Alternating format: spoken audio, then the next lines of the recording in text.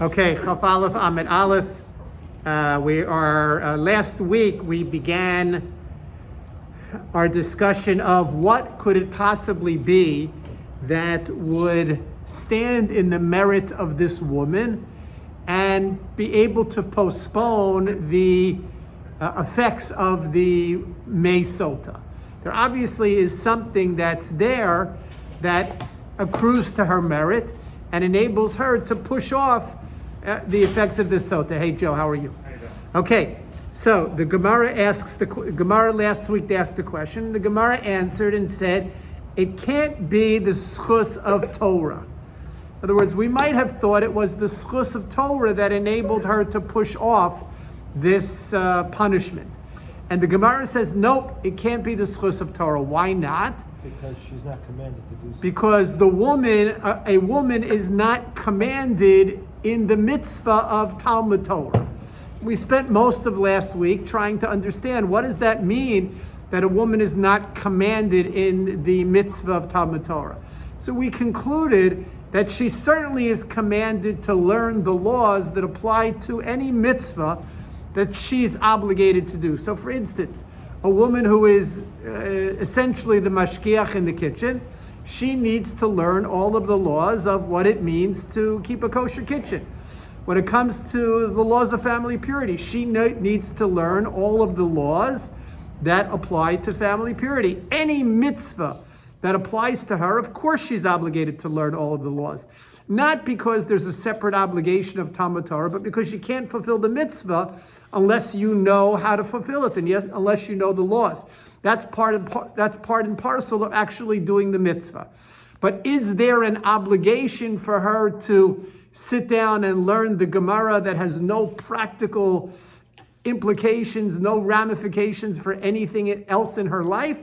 And the answer to that, according to most of the poskim that we saw last week, was no. That a woman does not have that separate obligation of Talmud Torah. A man, absolutely. We have that separate obligation of Talmud Torah. Each one of us has an obligation to study Torah independent of the mitzvos that we do. And of course we have to study the Torah that applies to the mitzvos that we do, but even independent, even when it comes to learning a Torah that has nothing to do with any of the mitzvos we're obligated to do, nevertheless, we still have that obligation to do it. A woman doesn't have that obligation to do it. Okay? So she doesn't have that obligation to do it, but maybe she did it. Maybe this particular woman, maybe this Sotah woman is such a Tamida Chachama, right? She's such a, she's on such a high level of Jewish learning that even though she wasn't obligated, maybe she went ahead and did it. She did it anyway. So maybe that's what's protecting her. And what is the second step that the Gemara gives? The second step the Gemara takes here is that if she's not obligated to do it and she does it, it doesn't rise to a high enough level to be able to protect her. Meaning, yes, it's true, she's not obligated and she does it, she certainly gets some schar, she certainly gets some reward for it. But it doesn't transform it to the level of an obligation. She's not obligated, and no matter what she does, she's not going to become obligated. So if she does it, that's nice, but it doesn't rise to the level of an obligation. And since it doesn't rise to the level of an obligation, the Gemara is assuming at this point it's not enough to protect her. Not enough to protect her. Question. What about the Beis Yaakov teachers? Teachers on a high level who have to teach women. They have to learn. They have to learn a lot, not just how to keep kosher in the kitchen. Well, what are they teaching them? I haven't sat in the Beis Yaakov school, but I've heard that they learn serious stuff. So again, Mike, there's a difference between someone who does this. In other words, it's very possible that a Beis Yaakov teacher, in order to teach her girls Chumash or to teach them Navi, she's learning Gemaras and she's Sotah Choshen and a this and a that. She's certainly allowed to learn it. But is she obligated to learn it? That's what we're talking about here. In other words, even if she learns it, Mike, and even if she learns it because she needs to teach it, and Mike is right, you can't be a good teacher unless you have prepared the material properly. So she learns all of the material that's necessary, which is going to take her way beyond the laws of keeping a kosher kitchen, way beyond the laws of family purity, way beyond the laws of lighting Shabbos candles. She learns all of these things, right? All of the Gemaras and all of the Midrashim and everything else, so she can teach her class of girls, Chumash or Navi or something like that. But that doesn't make her obligated to do those things. And even if she does it, since she's not obligated to do it, it doesn't rise to the level of being able to protect her. That's what our Gemara is saying. So Mike, it's not saying that she didn't learn. It's saying that even if she did learn, that learning has a self-imposed limitation to it. Because she's a woman, it can only go so far. Now, Joe's not going to go home and tell this to his daughters. But because she's a woman, it can only go so far. It can only go so far. And quite frankly, that's the idea which we see. Look, even Yeshiva University, Stern College, they have a special in-depth learning program for women. It's called GPATS.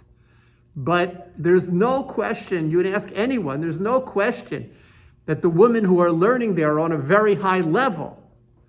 And probably many of them are on a higher level than the average guy who's just in a regular shiur at YU.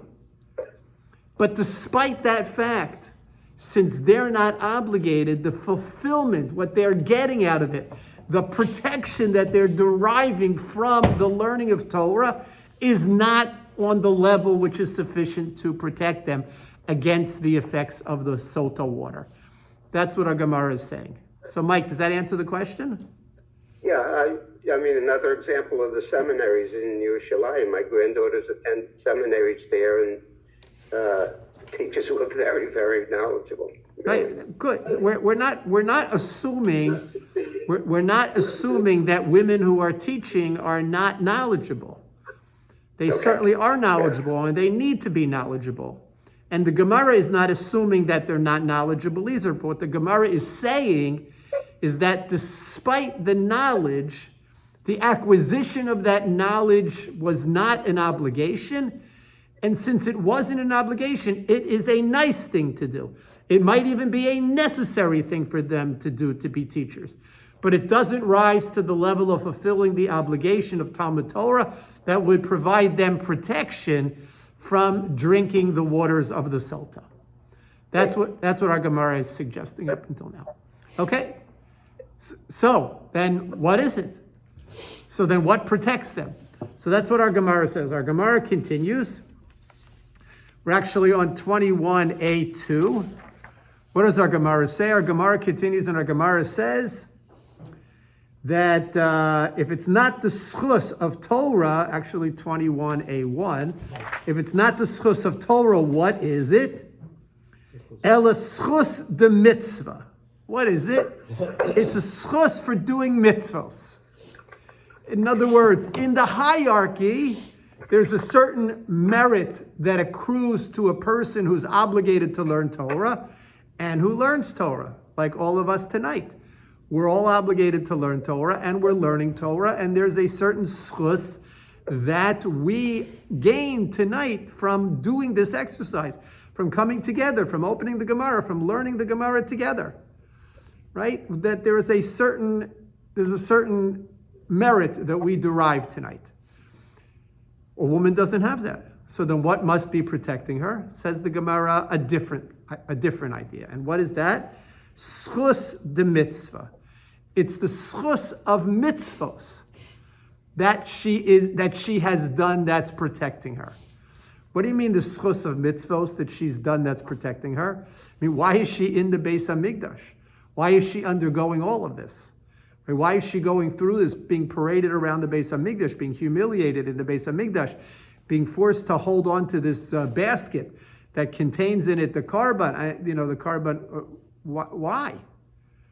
And the answer is because in this particular area, she has done something suspect. But it doesn't mean that there aren't other areas where she's a tzadekis. There could be other areas where she's a tzadekis. Right? Many people live compartmentalized lives. Right? In this area, they're tzaddikim. In this area, perhaps not so much. Paying their taxes, okay, maybe not so much. Giving tzedakah to shul, maybe yes. In other words, everybody has compartmentalized lives, and this woman also could have a compartmentalized life, meaning that in this particular area, she's suspect. She's done some wrong things. She's done some things that have landed her in this situation. Clearly wrong, clearly inappropriate, forewarned, nevertheless went ahead and did them. That landed her in this position. But that doesn't mean that she doesn't have other merits. Maybe she's a big balas chesed. Maybe she provides food for people who don't have food. Maybe she gives tzedakah. You know, whatever the mitzvah is that she does, there's a schus of mitzvah that is protecting her. And that's what the Gemara wants to suggest. If it's not the schus of Torah, because she's not at that level of obligation, so maybe it is the schus of the mitzvos that she does. And those mitzvos she's obligated to fulfill. So maybe it's in the schus of those mitzvos. The Gemara doesn't tell us particular mitzvos. Doesn't tell us mitzvah A, mitzvah B, mitzvah C, mitzvah D, and tell us mitzvah A is better than mitzvah B is better than mitzvah C, mitzvah D is better than all of them. Gemara doesn't tell us. The Gemara just says the general category of schus of mitzvos. And now what the Gemara is going to do is question that premise. In other words, question the premise that if she doesn't have the schus of Torah, that the schus of mitzvah is going to be enough. And the Gemara is going to suggest it's not enough. Because the nature of the reward for doing a mitzvah is, as the Gemara is going to demonstrate, much more temporary, much more transient than the reward for learning Torah. What does the Gemara use in order to illustrate that? The following case. Says the Gemara, Schus de mitzvah mi megane kule hai. It's a question the Gemara asks. Can the schus for doing a mitzvah be enough to protect her, to push off the effects of this Sotah, the Sotah water that she has to drink for a year, or 2 years, or 3 years? Can it really do that? Does a mitzvah have the ability to protect to that extent? And says the Gemara, I'm not so sure. Vahatanya, we learn the following brisa, and in this brisa, we will see that the brisa supports the idea that the schus of doing a mitzvah is nice, it's good, it's part of being Jewish, but it's not enough to protect you. Is the chus and schar different? Is schus and schar different? Only because we say that the schar for mitzvahs is olam haba, right? Well, we say that there's no schar in this world. Right. Right? We say that there's no schar in this world. Let's hold off on that question, right, until we see it as the Gemara begins to develop it a little bit more, right? I'll just, spoiler alert, the Gemara is going to come back at the end and say, the schus of mitzvah, it is enough, right? That the Gemara is going to suggest at the beginning the schus of the mitzvah is not enough, and then the Gemara at the end is going to come back and say the schus of the mitzvah is enough, and then the Gemara is actually going to say, well, maybe there is actually a schus of Torah that will work for her. So we have a little bit of ways to go. We have a little bit of a development here. But the Gemara at this point is going to question the position that the schus of a mitzvah, that the merit she accrues from doing a mitzvah, and I guess the reason that Hal's asking this question is because you don't accrue merit in this world, right? We don't get rewarded for mitzvos in this world. Where is the reward for the mitzvah? Reward for the mitzvah is in the other next world, in the world to come. And our Gemara is going to, and our Gemara is going, Yeah, I'm sorry. There are a couple of mitzvahs where it says "L'man yarichun yamecha." Oh, So that's kibbud av v'aim, shiluach hakan. Mezuzah? A whole bunch of. Right there. There are a bunch of them. Obviously, what does "L'man yarichun yamecha" mean? It's not to give her another year of grace or something. okay, so there are mitzvos that have a schar in this world and a schar in the world to come. I think that's, Mike, what you're suggesting, right? And we know that there are mitzvos that have a schar in this world and have a schar in the world to come.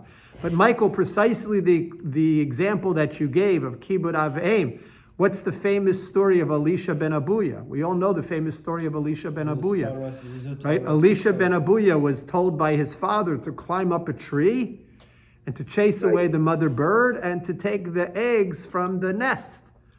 He was fulfilling two mitzvos, the mitzvah of honoring parents and the mitzvah of sending away the mother bird, both mitzvos which offer as a reward long life. And what happened to this boy? He died. He fell out of the tree and he died. The Gemara says that's what made Elisha ben Abuya a heretic. Because how could this be? Right? He listened to his father, fulfilled the mitzvah of kibbud av. He sent away the mother bird. He fulfilled the mitzvah of shiluach hakein, and he died. What happened to the promise of long life, of arichus yamim? So Mike Honig, what's the answer? Olam haba. The answer is it's not in olam hazeh. The reward is in olam haba. Arichus yamim doesn't mean necessarily long life here in this world. Arichus yamim could mean, and did mean in the case of that boy, long life in the world to come. So it's not so simple to say that there are mitzvos that have a schar in this world. But it seems there's something called a schus, there's something called a merit.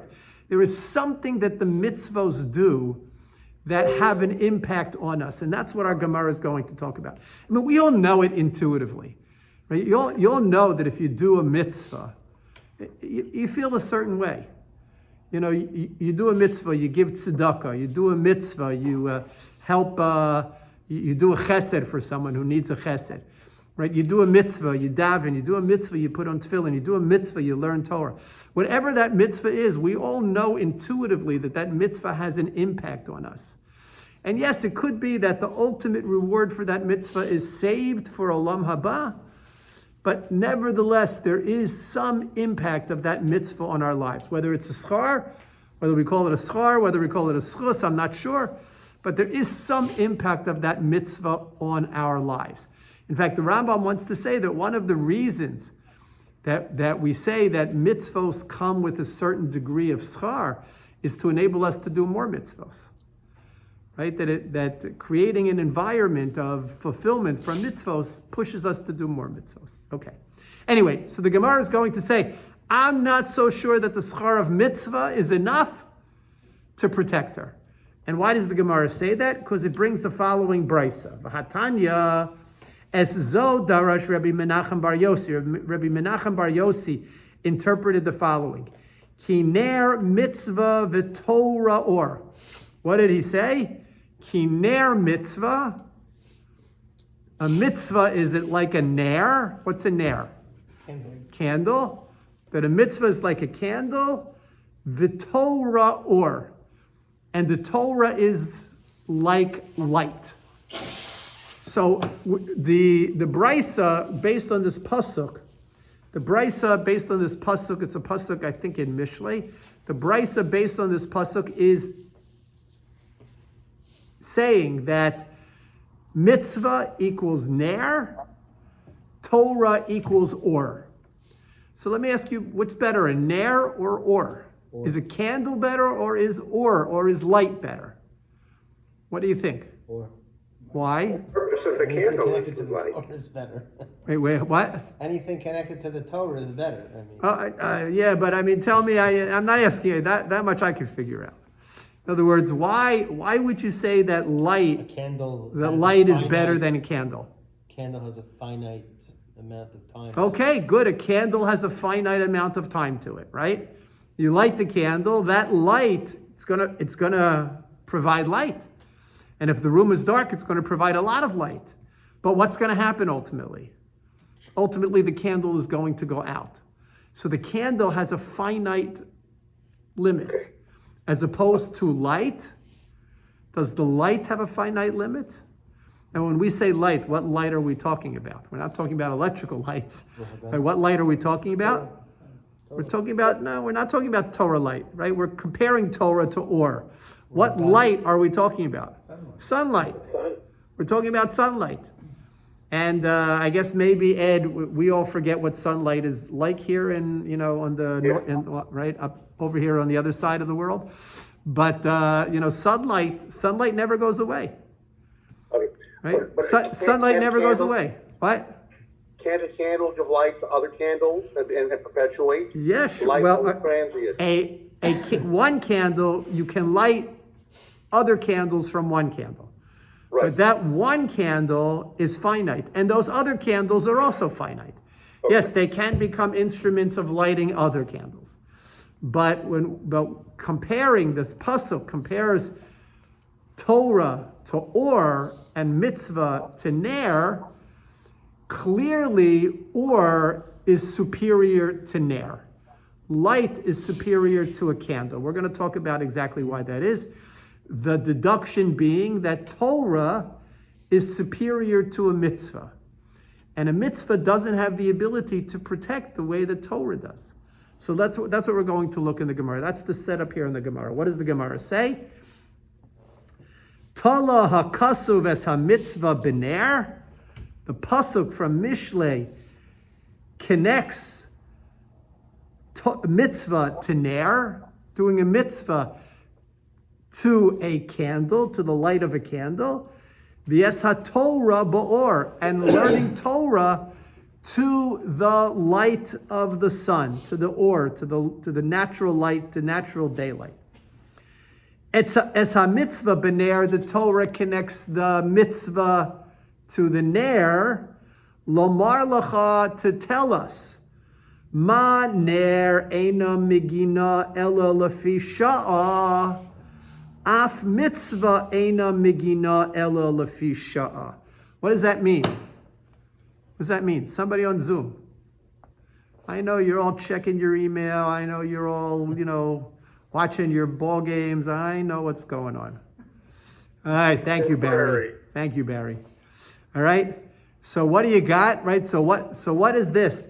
This idea, just like a ner is magina only for a short time, so to a mitzvah is magina only for a short time. How is a ner magina for a short time? We just said it. What's going to happen to the ner? It's going to go out. Right? In other words, you're walking at night on a dark road, so you light a candle. You light a torch. And what's that going to do? It's going to enable you to see, but for how long? It's not the same as walking on that same road during the day. Right? It's going to be a temporary seeing, and even the temporary seeing is not the same as as what you see during the day. It used to be I never minded driving at night. I drive at night, I drive during the day. I never minded driving at night, driving during the day. But now I prefer driving during the day. It's just easier. It's easier driving in the day. You can look around, you can see things. When you're driving at night, what do you see? You see whatever is in front of your car. You see the headlights, right? You just peripherally take in other things. But during the day, you have a much bigger field of vision. You see what's around you more. So a ner provides protection, lefi sha'a, for a while, and a mitzvah also provides protection for a while. Does this woman need protection for a while? What does she need? She just drank these waters that are going to kill her. She did a mitzvah 2 weeks ago. What happened to that mitzvah? What happened to the protective ability of that mitzvah? It's gone. It's like the candle. Right? The candle she lit 2 weeks ago, the candle went out already. She did a mitzvah 2 weeks ago. The ability of that mitzvah to protect her is gone. So now she's going to drink the water. You're telling me that she's going to buy 3 years here because of a mitzvah that she did 2 weeks ago? But then you could argue the other way too, right? You Go could ahead. say that, okay, so fine, the mitzvah is not the problem, but Torah is great. So even if she's not commanded, look at how much better That's correct. It might be better, when here we talk about Torah being compared to or, we're talking about the obligation of learning Torah. We're not talking about stop. Why is it that when you're commanded to do something and you do it, it's greater than if you're not commanded to do something? Why is Resistance. What, Mike? You sort of tend to resist when somebody tells Yeah. you. In other words, the minute somebody tells you to do something, what happens? you don't want to do it. You're already like, I don't know, you're telling me to do this, I don't want to do this, right? You're telling me, forget it, I'm not doing it. So the minute that there's a commandment to do something, there is a built-in resistance to it. So an individual needs to overcome that resistance to doing it. So, and that brings a person to a higher level. So when we say here the Torah is comparable to or, we're not talking about, I want to learn for fun, or I want to learn to teach, we're talking about I'm learning because I'm obligated to learn. That's the Torah that we're talking about here, okay? So basically, what are we saying so far? That mitzvahs are not strong enough to give her protection. They're certainly nowhere near the protective ability of Torah. That's what the Gemara says. Yes. Does the Gemara provide a time frame that the merit of doing a mitzvah would protect you for? Does the Gemara provide a time frame? Well, You just gave an example. She did a mitzvah 2 weeks ago. It's long gone. So is it an immediate thing? You do a mitzvah and then the protection wanes very quickly? Is it immediate? Right, the Gemara is going to suggest that the mitzvah protects you as long as you're doing it. Once you're done doing it, the mitzvah doesn't protect you anymore. Okay? All right, so let's go weiter. So the Gemara says, Ma ner eina magina ela lefi shah, af mitzvah eina magina ela lefi shah. V'es ha-Torah ba'or, on the other hand, the Torah is compared to light, to sunlight, to daylight. Lomar lecha, to teach us, ma'or magin le'olam. Daylight, there's no end to daylight. Daylight protects always. Right? Once there's daylight, you're safe. Af Torah megina la'olam. So too, Torah continues to protect us forever. Right? So up until now, the Gemara has, and now we're going to transition to a separate pasuk right before this one. But up until now, the Gemara says, I don't know, what's protecting this woman? What's protecting her? The Gemara says, what's protecting her is Torah. No, can't be Torah. Why? Because she's not obligated to learn Torah. So then what's protecting her? Mitzvah. It can't be mitzvah. Why can't it be mitzvah? Because mitzvah is not strong enough to protect you. A mitzvah is only protective of you while you're doing it. If you're not doing it, it doesn't protect you anymore. It's like a candle, right? When the candle's lit, it helps. But once the candle goes out, it doesn't help anymore. Sun never goes out. Daylight never goes out. Torah never stops protecting us. So the Gemara at this point is saying, we don't know what's protecting this woman. It's not Torah because she's not commanded. It's not mitzvah. Now the Gemara is ultimately going to have to come back to something, because the bottom line is we learned that she's being protected here. So the Gemara is going to have to come back to something. So we'll see exactly what the Gemara comes back to. But now, having made its statement, Torah doesn't protect her because she's not obligated. Mitzvah doesn't protect her because mitzvah is of a lesser quality than Torah. It's only like a ner as opposed to or. Right? Having made that statement, the Gemara now looks at the pasuk that precedes this statement. And what does the pasuk say? The pasuk says, Va'omer, now we're on the last narrow line. Va'omer, Bihisalechacha tanche osacha. Anybody remember where this is from? Where do we mention this pasuk? If you look over in the Torah or Hashalei, pasuk hey, Bihisalechacha tanche oscha b'shachbecha tishmor alecha v'hakitzosa hisisichecha. Anybody remember it? I'm sending a pizza over to the house of anybody who remembers where we use this pasuk. Motzei Shabbos? Sounds familiar. Oh, it does sound familiar. Not Motzei Shabbos. You were close. I was getting ready to call. Anybody? Pizza's on the line. Going quick.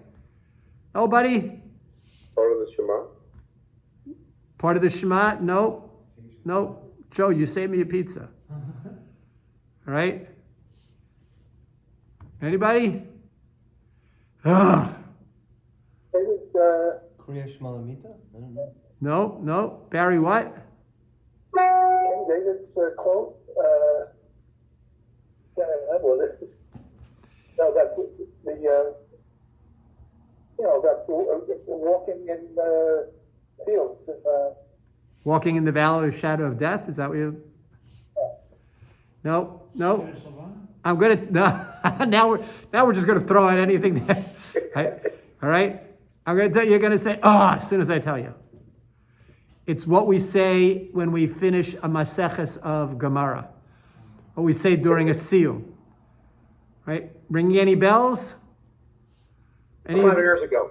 A couple years ago, right? It's what we say when we finish part of the hadron that we say at the end. We have this we read the very last part of the Gemara, and then we read this long hadron with all the papas. I'm a Rabba Parpa. We go through the whole papa family.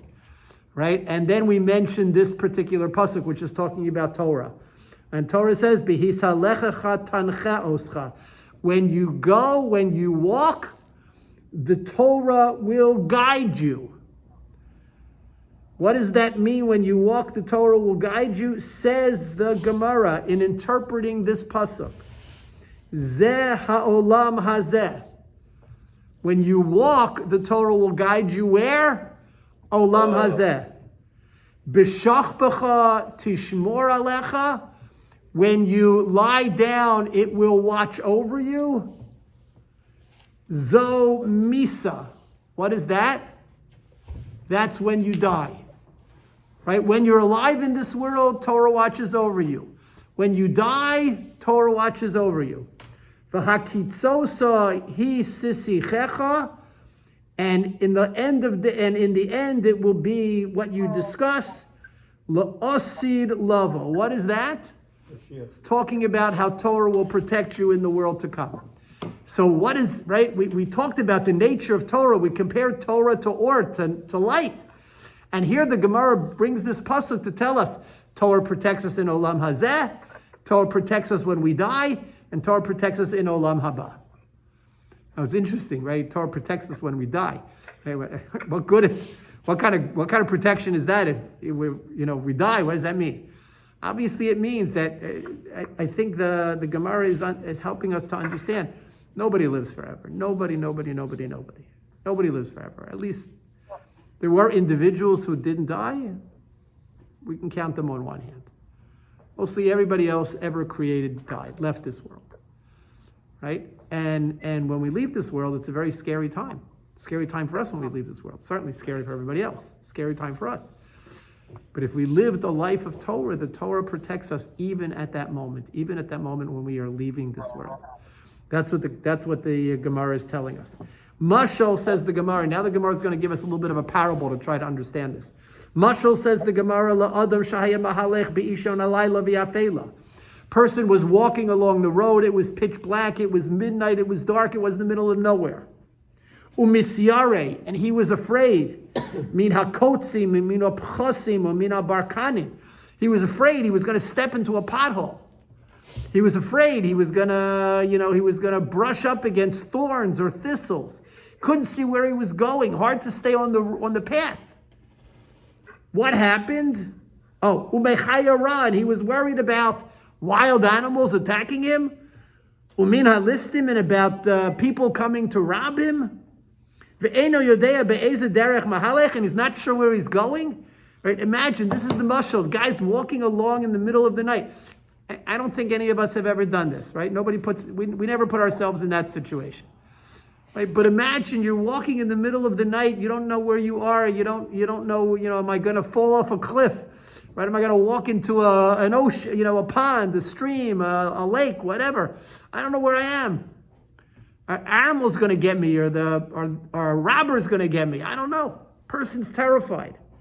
And what happens? Nizdamna lo avuka. And all of a sudden, there's a torch. Right? All of a sudden, there's a torch. Right? A nair. Right? What's a torch? A torch is basically a nair. It's basically like a candle. It's a big candle. Avuka shel or. So when he picks up this torch.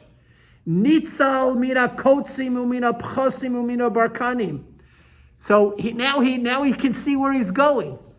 So he's no longer afraid of walking on, of tripping over a crevice, walking into a pothole, brushing up against the thorns and thistles. He's not afraid of that anymore.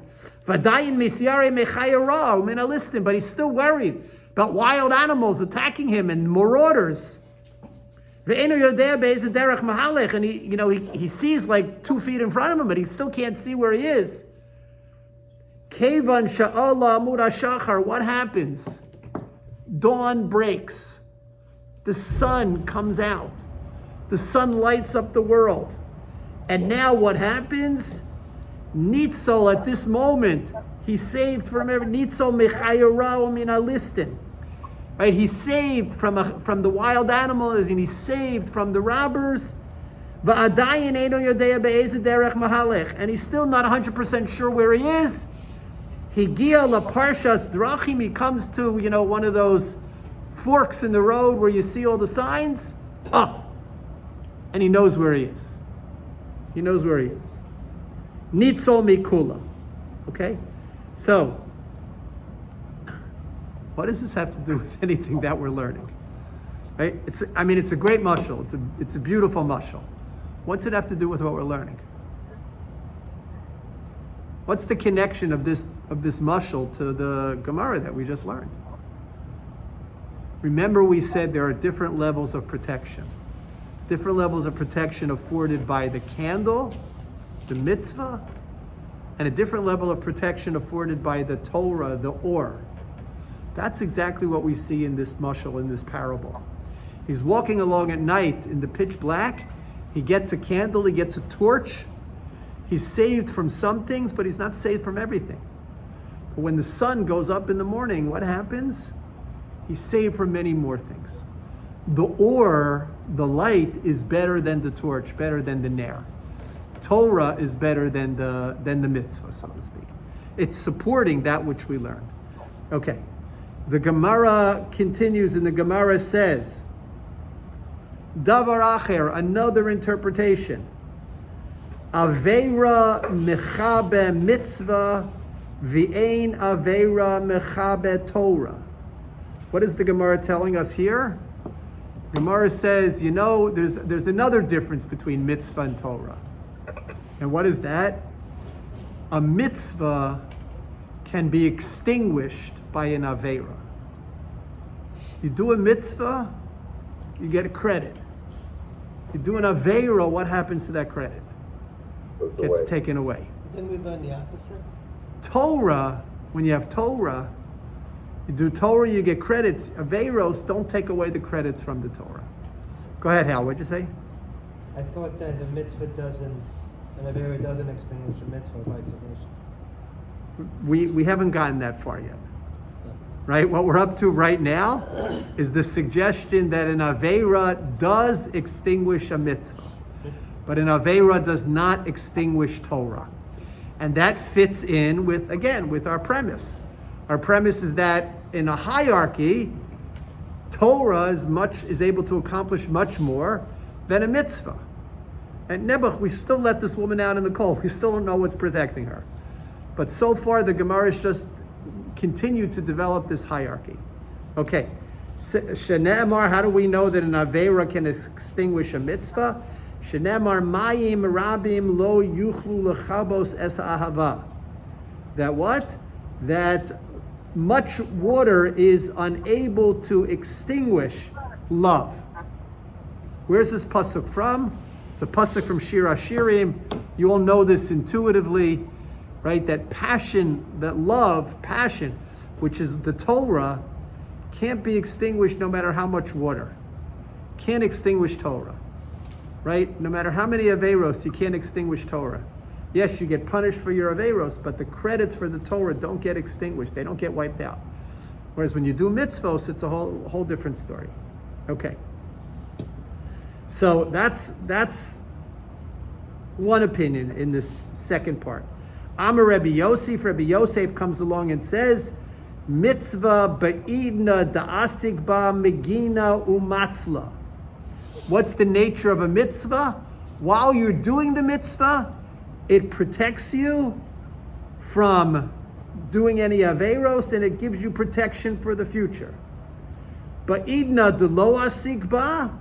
But when you are not doing it, agune megana, it protects you. Atsule lo matzla, but it doesn't save you from doing an avera.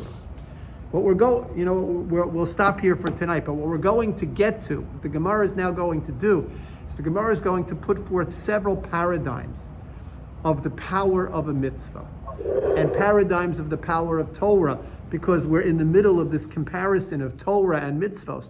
Going to put together several of these paradigms, and ultimately we're going to come back to try to gain an understanding of what is protecting this woman from the effects of the Sotah. Okay? But we'll stop here for tonight. All right, any questions? Good? All right, everybody. Thank you very much. Everybody come back. Thank you, Rabbi. Come back. Thank you, Rabbi. Come on back. Everybody, come on back. Come on back. Join us again. In March. Okay, we'll see you in March, but everybody else can come back. Come on, it's okay. It's safe. It's safe. Come on back. You have plenty of room to spread out. Plenty of room to spread out here. You could be 12 feet away from each other. Don't worry. All right. Hope to see you all back next week.